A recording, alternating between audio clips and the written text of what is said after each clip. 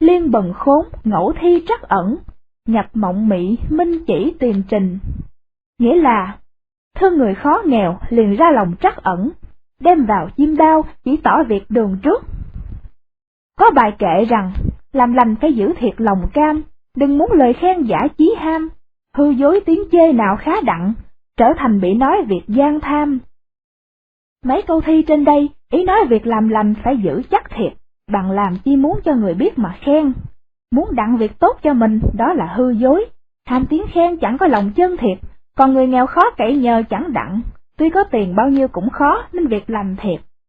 Đã chẳng làm nên việc lành, trước mặt có chỗ làm sai, sao lại đặng hưởng phước mà than thở. Thở Đài Tống gần hết, tỉnh Thiểm Tây huyện Hàm Dương có một đại ngụy thôn.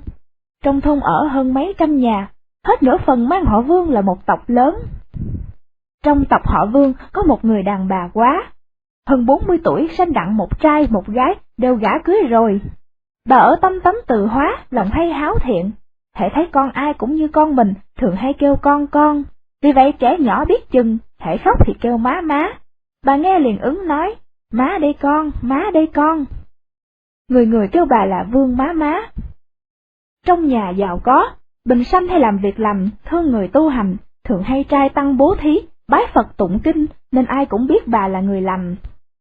Thường ngày thầy chùa hay tới quyên tiền, kẻ nghèo khổ hàng bữa xin ăn. Khi đó nhằm tiết mùa đông, trời mưa rất lớn.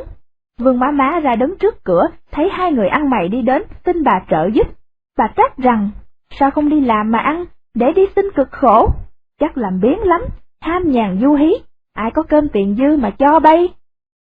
Bà nói dứt lời, có mấy thầy chùa đến quyên tiền, bà lật đật lấy tiền gạo đem cho.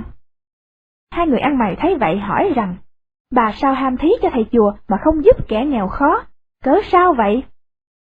Vương má má nói, chẳng phải ta ham thí cho thầy chùa, vì thầy biết tụng kinh biết tu hành, ta bố thí tiền gạo cho người tụng kinh tiêu tai cầu thọ cho ta.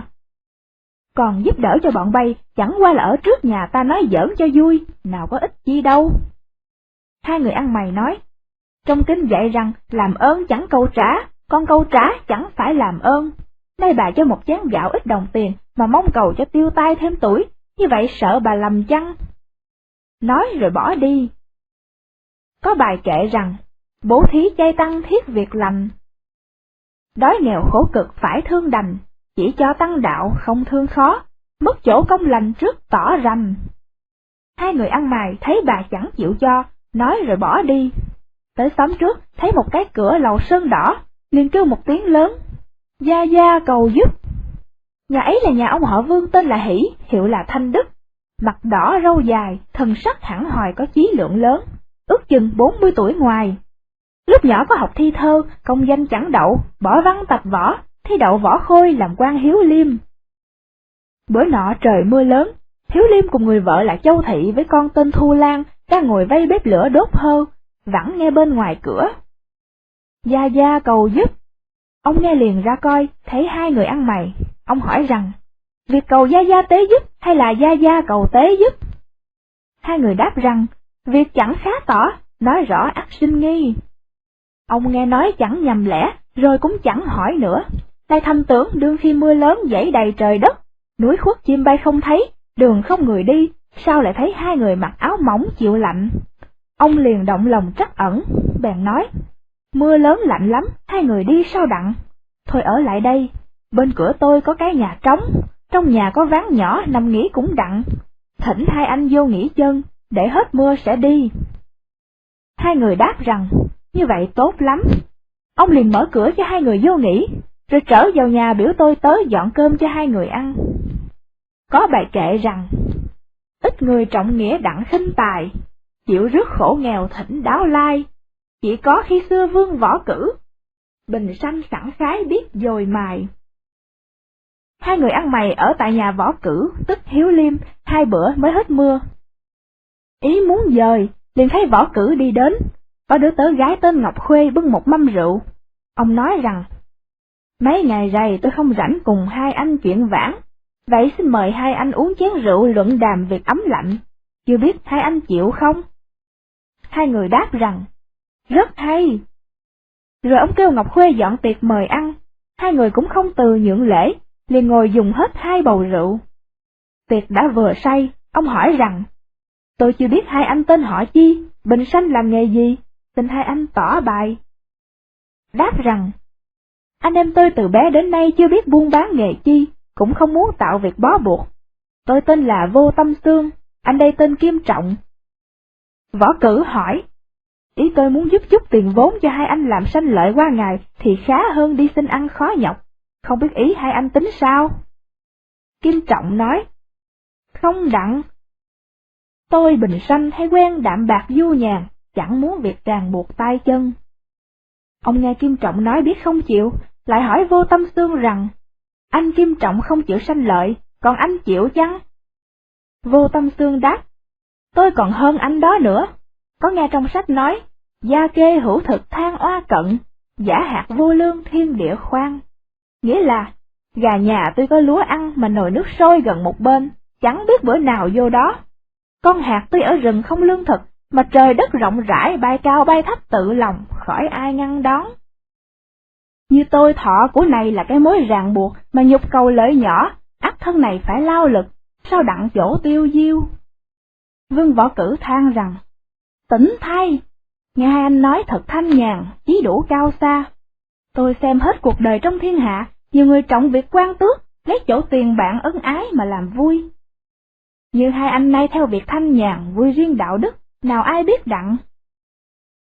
Vô Tâm Xương nói, bạn tôi thật chẳng cầu ai biết, nguyện trời đất hay mà thôi, như muốn cầu người biết thì chẳng vào chỗ xin ăn mày. Vương Võ Cử nghe nói lời siêu quần trên bực, chẳng dám khuyên nữa, rồi biểu Ngọc Khuê dọn dẹp bàn tiệc mời vào nhà trong.